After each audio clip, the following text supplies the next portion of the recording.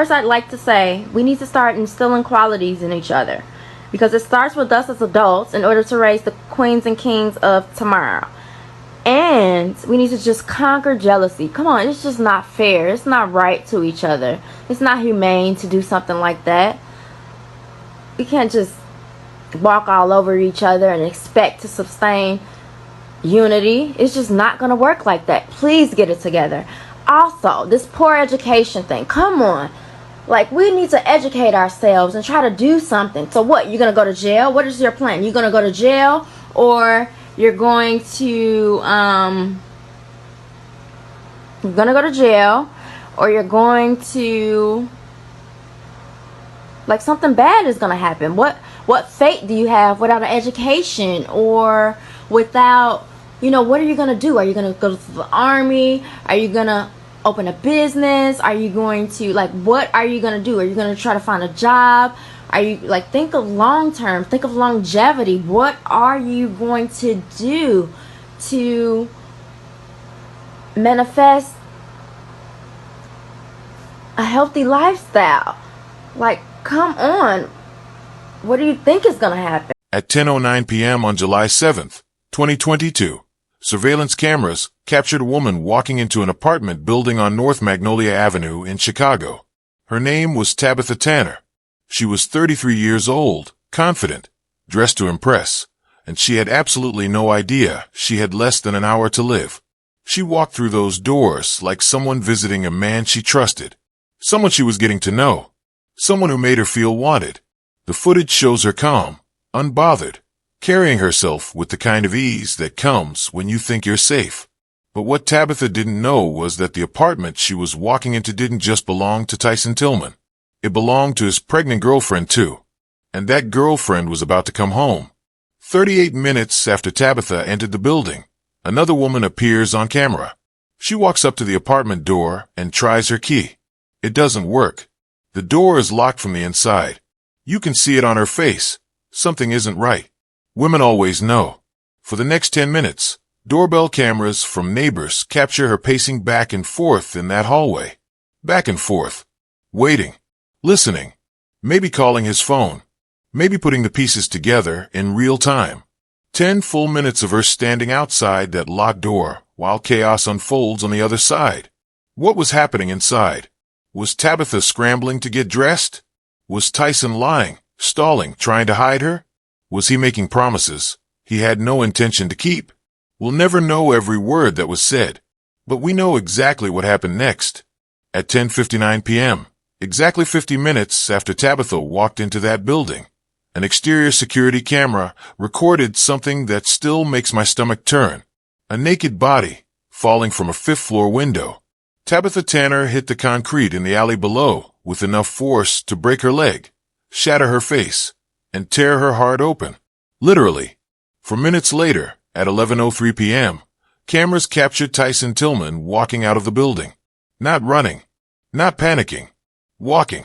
He strolled right up to where Tabitha's body lay broken and bleeding in the alley, stood over her for several seconds, looked down at what he'd done, and then turned around and went back inside. No 911 call. No screaming for help. No attempt to save her. He just left her there. Naked. Alone. Dying in the dark. And here's the part that should make your blood boil. Tabitha Tanner lay in that alley for 7 hours. From 10:59 p.m. until 6:11 a.m. the next morning, her body was abandoned like garbage, while the man who threw her out that window went to sleep. This wasn't a crime of passion. This wasn't a fight that got out of hand. This was cold, calculated murder. Before we go any further, I need to say something. Tabitha's family is still waiting for a trial. 3 years later, they're still waiting for justice. If you think that's unacceptable, if you believe her story matters, hit subscribe right now. And if you won't, at least have the guts to tell me in the comments why you're comfortable watching these stories, but not standing with the victims. I'll wait. If you scrolled through Tabitha Tanner's social media before July 7th, 2022, you probably formed an opinion about her in under 30 seconds. The photos were bold. Form-fitting dresses. Lashes laid to perfection. Curves that turned heads. Pictures taken in hotel rooms, nightclubs, backstage at concerts. She posed with Chris Brown, Kevin Gates, David Spade, Trina. The kind of feed that makes people assume they know your whole story. And that's exactly what happened. People saw the images and made their judgments. They called her an escort, a clout chaser, attention-seeking, too much, too loud, too exposed. They reduced a 33-year-old woman to a collection of assumptions based on how she dressed and where she took photos. But here's what they missed while they were busy judging her outfit choices. Tabitha Tanner was running a business, a real one. She made and sold shea butter products, promoted natural wellness, and cared deeply about black women, taking care of themselves inside and out. Her business wasn't some side hustle for Instagram likes. It was rooted in self-preservation, healing, and community. Between the glamour shots, Tabitha posted videos that told a completely different story. She'd sit in her car or her kitchen and talk directly to mothers about early childhood development. She begged parents to get their toddlers into speech therapy if they weren't talking on time. She even told them exactly where to go, the local welfare office, where they could access free services. She repeated it over and over because it mattered to her. She posted cooking videos where she'd be stirring a pot of gumbo, hair perfect, outfit tight, but between adding shrimp and seasoning, she'd drop wisdom.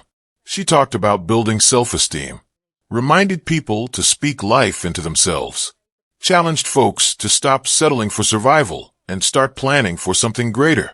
Education, businesses, military service, long-term thinking. She wasn't just cooking food. She was feeding minds. One of her most passionate messages was about jealousy and unity.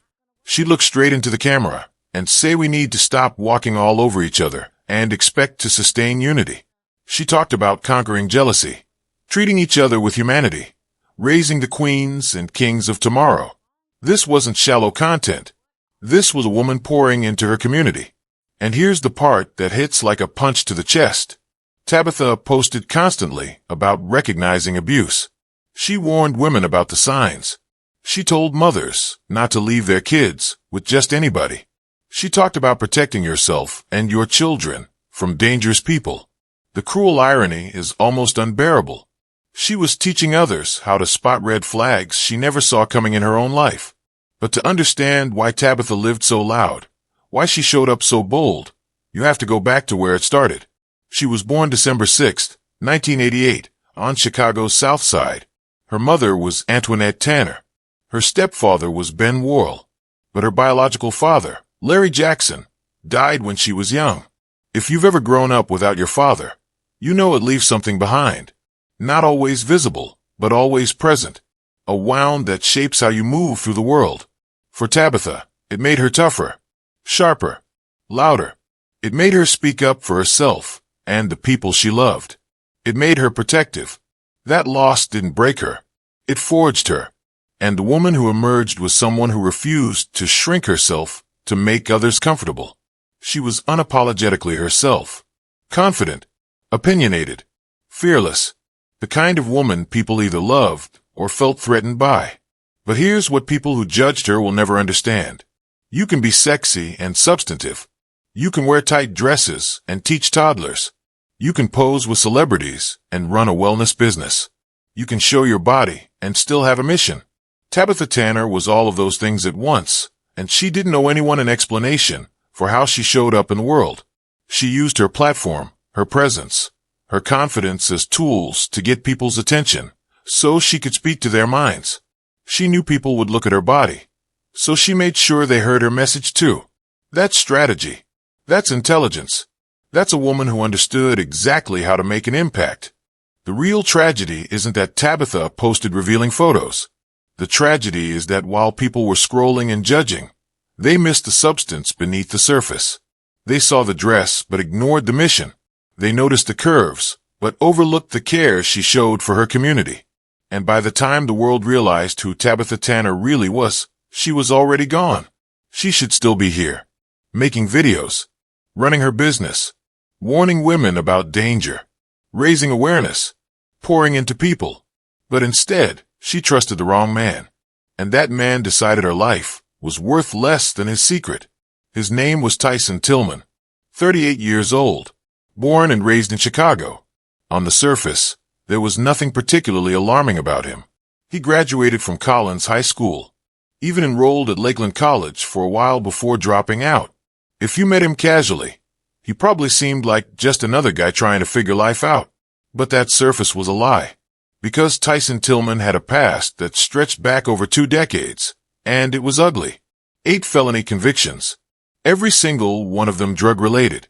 8 times he'd been caught, arrested, prosecuted, and sentenced. And every single time, he found a way back out. He'd been in and out of prison since 2003. 20 years of courtrooms and jail cells. 20 years of the system putting him away and then releasing him back into the world. Arrested, released, rearrested, returned. His name was on a permanent rotation. The justice system had a file on him, so thick it could be used as a doorstop. But Tyson wasn't just hiding a criminal record from Tabitha. He was hiding an entire relationship. A living girlfriend. And not just any girlfriend. A woman who was pregnant with his child. A woman who shared his apartment, his bed, his life. A woman Tabitha knew absolutely nothing about. To Tabitha, Tyson was single. Available. A little mysterious, maybe. But that probably made him more interesting. He was older than her by 5 years. She might have thought that meant maturity, life experience, stability. A man who'd been through some things and was ready to settle down with someone real. She had no way of knowing he was still actively living a double life. No way of knowing that while he was texting her, making plans with her, inviting her over, he was going home to someone else every single night. Someone who was carrying his baby. Someone who trusted him just as much as Tabitha did. Tyson Tillman was the kind of man who knew exactly how to compartmentalize. He could smile in your face while hiding a whole other woman behind your back. He knew what to say to make you think he was honest, how to make you feel special, how to make you believe you were the only one. This is what makes predators so dangerous. They don't look like monsters. They look like regular people. They know how to present themselves as safe, stable, trustworthy. Tyson had perfected the art of deception over nearly 40 years of life and 20 years of manipulating the legal system. Lying wasn't something he struggled with. It was something he excelled at. And here's the part that makes this even more infuriating. Tyson wasn't some criminal mastermind. He wasn't smart. He'd been caught 8 times doing the same kind of crimes. He couldn't even stay out of trouble long enough to build a clean record. But what he could do was lie convincingly enough to juggle 2 women at the same time. Think about the level of confidence it takes to maintain that kind of deception. To look your pregnant girlfriend in the eye every morning. To sleep next to her every night. And then turn around and invite another woman into that same bed when she's not home. That takes a special kind of callousness. Tabitha thought she was dating someone real. Someone with experience. Someone who had his life together enough to own his own place. She didn't know that apartment wasn't just his. She didn't know she was walking into someone else's home. Someone else's life. Someone else's future. And that's the trap she walked into. Not because she was naive. Not because she ignored red flags. But because Tyson Tillman had spent his entire adult life learning how to hide the truth. He'd been practicing deception since 2003. By the time Tabitha met him in 2022, he'd had 19 years to perfect his performance. She never stood a chance. Because while she was being her authentic self, posting her truth online, building her business, advocating for her community, he was constructing an elaborate lie. 2 separate realities that he controlled completely. Until the night those 2 realities collided. That's when Tyson had to make a choice. Come clean and face the consequences of his deception. Let both women see him for exactly who he was.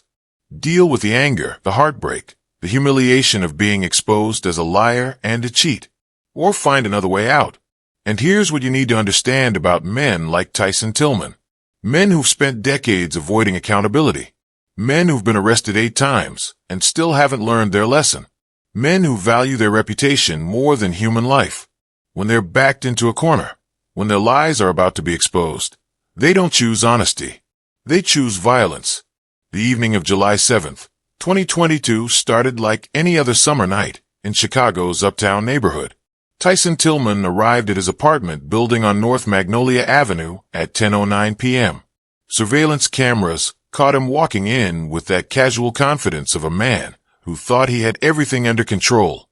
What he didn't know was that his pregnant girlfriend had plans to come home early that night. What he also didn't know was that in less than an hour, those cameras would capture him committing murder. But right then, at 10:09, he was just a cheater bringing his side piece home. Tabitha showed up shortly after. She walked into that building like a woman who had every right to be there. Calm, composed, probably excited to see him. She had no reason to suspect anything was wrong. No reason to think the apartment she was entering was shared space. No reason to believe the bed she was about to get into belonged to another woman. Inside that apartment, Tabitha got comfortable. At some point, her clothes came off. Whether they were intimate or about to be, we'll never know for certain. But what we do know is that Tabitha was naked and vulnerable in Tyson's bed when everything fell apart. At 10:47 p.m., 38 minutes after Tyson arrived home, his girlfriend showed up. She walked up to the apartment door and tried to use her key. But the door wouldn't open. It was locked from the inside.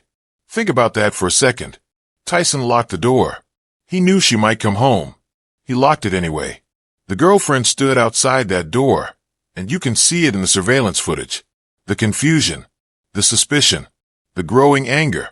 She paced back and forth in that hallway for over 10 minutes. 10 full minutes of walking the same few feet, probably calling his phone, probably knowing exactly what was happening on the other side of that door. Because women always know. We can feel it in our gut when something isn't right. She didn't need to see inside to know another woman was in there. She could feel it. And for 10 minutes, she waited outside while Tyson scrambled to figure out what to do. Inside that apartment, chaos was unfolding. Was Tabitha trying to get dressed in a panic? Was Tyson begging her to be quiet?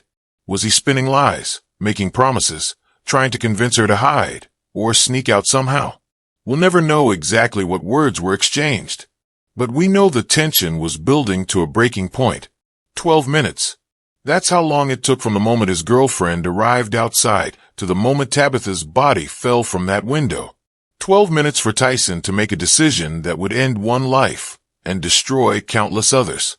12 minutes to choose between facing the consequences of his lies or committing murder. And here's what makes this so gut-wrenching. He had options. So many options that didn't involve violence. He could have told Tabitha to leave through the front door and dealt with his girlfriend's anger. He could have opened the door and admitted what he'd done. He could have called the police himself and asked them to help mediate the situation. He could have chosen honesty, humiliation, a breakup, an argument, consequences. But instead, at 10:59 p.m., Tyson Tillman made a choice that reveals everything you need to know about who he is as a human being. He grabbed Tabitha Tanner and threw her out of a fifth-floor window. This wasn't a fight that escalated. This wasn't heat of the moment passion. This was a calculated decision made by a man who valued his secret more than another person's life. He looked at Tabitha, a woman who trusted him enough to be naked and vulnerable in his presence, and decided she was disposable. The surveillance footage shows her body, falling through the air, naked, helpless, plummeting 50 feet to the concrete below. The impact was catastrophic. Her shin bone snapped on contact, her face smashed against the ground, and inside her chest, her heart tore open from the force of the fall. Think about those final seconds of her life. The terror, the confusion, the betrayal. She went from feeling safe in someone's bed to being thrown through the air to her death in a matter of moments. She didn't have time to process what was happening, didn't have time to scream for help, didn't have time to understand why the man she trusted had just murdered her. For minutes later, at 11:03 p.m., Tyson walked out of the building. Not ran. Walked. The cameras captured him moving with the kind of calm that makes your skin crawl. He walked right up to where Tabitha's broken body lay in the alley, and he stood there. Just stood there, looking down at what he'd done. He wasn't checking to see if she was alive. He wasn't panicking or trying to help. He was inspecting his work, making sure she was dead, making sure the problem was solved. And then, satisfied with what he saw, he turned around and walked back inside. No phone call to 911. No shouting for neighbors to help. No attempt to save her or even cover her body. He just left her there in that alley, naked and bleeding and dying alone in the dark, while he went back upstairs like nothing had happened. And here's the part that should make you sick to your stomach. Tyson Tillman went to bed that night, while Tabitha's body lay broken in the alley below his window, while her blood pooled on the concrete, while her mother had no idea her daughter was already gone. Tyson climbed into bed and went to sleep. From 10:59 p.m. on July 7th until 6:11 a.m. on July 8th, Tabitha Tanner lay in that alley completely alone. 7 hours, 420 minutes, 25,000 seconds of her body growing cold, while the man who murdered her slept peacefully upstairs. Let that sink in for a moment. While Tabitha's heart stopped beating, while her blood dried on the pavement, while her naked body was exposed to the Chicago night air, Tyson Tillman was in bed. He wasn't tossing and turning with guilt. He wasn't pacing his apartment in panic. He went to sleep. The indifference is almost harder to process than the violence itself. At least rage is an emotion. At least passion means you felt something. But this was nothing. Cold. Empty. A complete absence of humanity. He threw her out like trash, and then acted like the trash had been taken out. Think about what those 7 hours meant for everyone who loved Tabitha. Her mother, Antoinette, had no idea her daughter was lying dead in an alley. She probably thought Tabitha was out having a good time. Maybe she texted her good night. Maybe she went to bed assuming she'd hear from her daughter in the morning. Her friends were scrolling through social media, liking posts, commenting on photos, living their normal lives. None of them knew that the woman who usually lit up their timelines was already gone. No frantic phone calls came. No emergency alerts. Just silence. And Tabitha. She lay there with no identification. No clothes. No way for anyone to immediately know who she was. Just a body in an alley. Another statistic in a city that sees too much violence. For 7 hours, she wasn't a daughter or a friend or a business owner or an advocate. She was just another dead black woman that nobody knew about yet. The sun started to rise over Chicago around 5:30 that morning. Light slowly crept into that alley, illuminating what had been hidden in darkness all night. And finally, at 6:11 a.m., someone walked past and saw her. Someone who had no idea they were about to discover a crime scene. Emergency services arrived within minutes. Paramedics rushed to the scene, but there was nothing they could do. Tabitha had been dead for hours. The Cook County Medical Examiner was called, and at 6:30 a.m., she was officially pronounced dead. 7.5 hours after Tyson threw her out that window. The medical examiner's report painted a picture of just how violent that fall had been. Her left shin bone was completely fractured. The impact had been so severe that the bone snapped clean through. Her face showed extensive trauma, bruising, swelling, lacerations, the kind of injuries that happen when a human body hits concrete from 50 feet up. But the injury that killed her was internal. Her heart had been lacerated.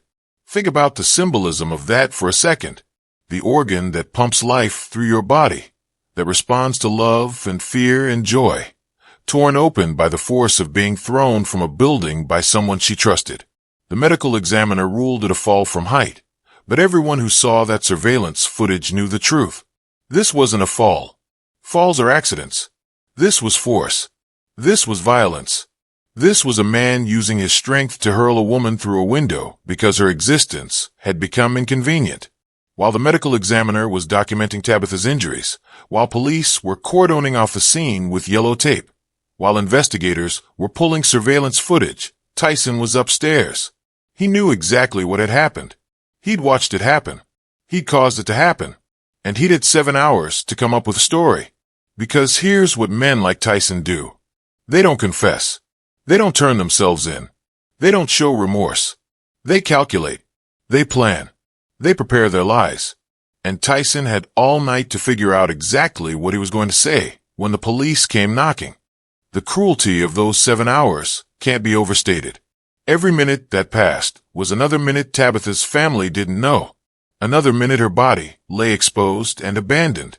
Another minute Tyson had to cover his tracks. Another minute justice was delayed. And the most painful part?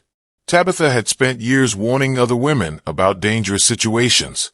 She'd posted videos telling mothers to protect their children. She'd advocated for awareness and safety and recognizing red flags. She'd poured so much energy into keeping other people safe. But when she needed help, when she was lying broken in that alley, there was no one there. The woman who had shown up for her community couldn't be saved by that same community because nobody even knew she needed saving. The only witness to those 7 hours was the sky above Chicago, watching in silence as another black woman's life was stolen and discarded. When Chicago police showed up at Tyson Tillman's apartment on the morning of July 8, 2022, he was ready for them. He'd had 7 hours to prepare, 7 hours to rehearse his story, 7 hours to convince himself he could talk his way out of what he'd done. The detectives didn't waste time with pleasantries. A woman's naked body had just been found in the alley directly below his 5th-floor apartment. Surveillance footage showed her falling from a window. They needed answers, and they needed them immediately. Tyson looked them straight in the eye and said he didn't know anything about it. Nothing. No idea how a woman ended up dead in the alley below his window. Never heard anything. Never saw anything. Complete ignorance. The detectives weren't rookies. They'd seen enough liars to recognize one sitting right in front of them. A woman doesn't just fall from your apartment building while you're home, and you know nothing about it. The story didn't even make sense on its surface. So they pressed him harder. They told him about the surveillance footage. They mentioned the timeline. They laid out exactly what the cameras had captured. And slowly, like a house of cards starting to collapse, Tyson's story began to change. Version 2 came out sounding slightly more believable, at least in his mind. Okay, fine, he knew her. Her name was Tabitha. Yes, she'd been in his apartment that night. But what happened was an accident. They'd gotten into a physical altercation. Things got heated. It was a fight. And here's where his story gets truly insulting to anyone with basic critical thinking skills. He claimed that during this fight, her clothes just came off. Somehow, in the middle of a physical struggle, Tabitha ended up completely naked.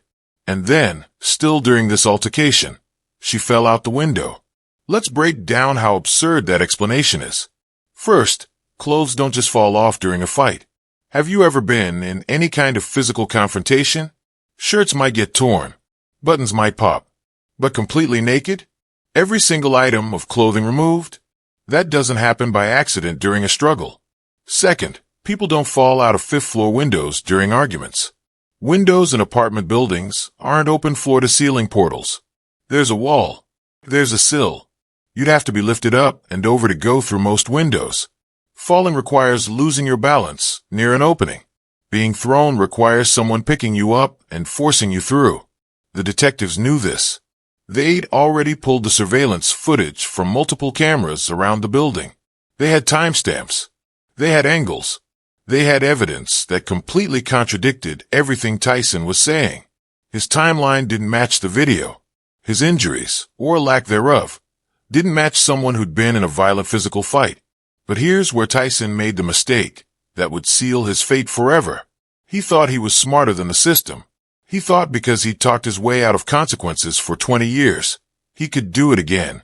He thought his lies were convincing enough to create reasonable doubt. What he didn't know was that Chicago police had body-worn cameras running constantly. What he didn't realize was that those cameras pick up audio even when officers aren't directly interacting with suspects. What he forgot in his arrogance was that jails are phones and those phones are monitored. At some point after his arrest, Tyson was allowed to make a phone call. Maybe he was calling a friend. Maybe a family member.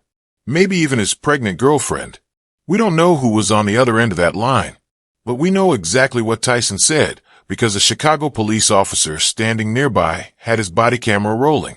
And on that recording, clear as day, Tyson Tillman said the words that would destroy any defense his lawyer might have tried to build. I threw the bitch out the window. Not she fell. Not it was an accident. Not we fought, and she lost her balance. I threw the bitch out the window. 5 words. Spoken casually. No hesitation. No remorse.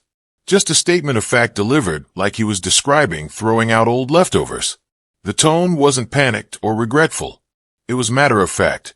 almost proud, like he'd solved a problem and wanted credit for his solution. That recording changed everything. Suddenly, all his lies became irrelevant.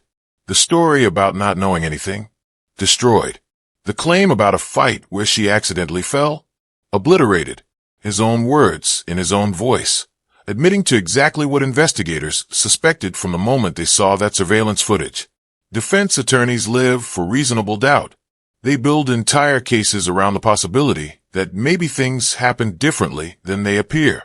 Maybe there's another explanation. Maybe the evidence is circumstantial. Maybe the prosecution can't prove intent beyond reasonable doubt. But how do you create doubt when your client confessed on a recorded line? How do you argue accident when he literally said he threw her?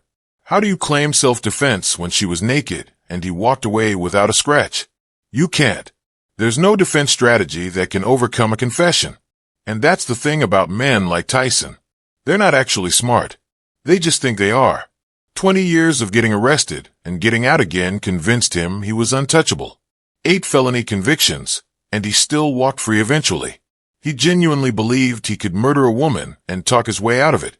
His arrogance was so complete that he confessed to murder while in police custody and didn't even realize what he'd done. He was so comfortable with lying, so used to manipulating the truth, that he forgot the truth was already on tape. The surveillance cameras had already shown him leaving the building and standing over her body. The timeline had already proven she was in his apartment. All the pieces were there. Investigators had already built the case. But Tyson handed them the final piece himself. Gift-wrapped. Recorded. Undeniable. I threw the bitch out the window. 5 words that turned a strong circumstantial case into an absolute slam dunk. The prosecutors probably couldn't believe their luck. Defense attorneys probably heard that recording and immediately started negotiating plea deals. Because once a jury hears your client admit to throwing someone out a window, there's no coming back from that. There's no spin. No alternative narrative. Just the truth, spoken by the murderer himself. 2 days after Tabitha Tanner's body was found in that alley, on July 10th, 2022, Tyson Tillman was officially charged with first-degree murder. The Cook County State's Attorney's Office laid out a case so airtight it seemed impossible to defend against. The prosecutor stood in front of the judge with surveillance footage showing Tabitha entering the building alive and falling to her death 50 minutes later. Cameras capturing Tyson inspecting her body in the alley. Doorbell recordings of his girlfriend pacing outside. And then the prosecutor played the body camera audio with Tyson's voice saying, "I threw the bitch out the window." Then came his background. 8 prior felony convictions. A criminal history stretching back to 2003. Nearly 2 decades of arrests and releases. A man who'd spent his entire adult life avoiding real consequences. The judge reviewed everything and made her decision swift and clear. There are no conditions I could impose to protect the community from further violent acts from Mr. Tillman. No bail. No release. You sit in that cell until trial. And that should have been the beginning of justice. But this is Cook County, Illinois. And in Cook County, murder trials don't happen quickly. They stall. They get continued. They disappear into backlogs. As of November 2025, more than 3 years after Tabitha was murdered, Tyson Tillman still has not faced trial. 3 years.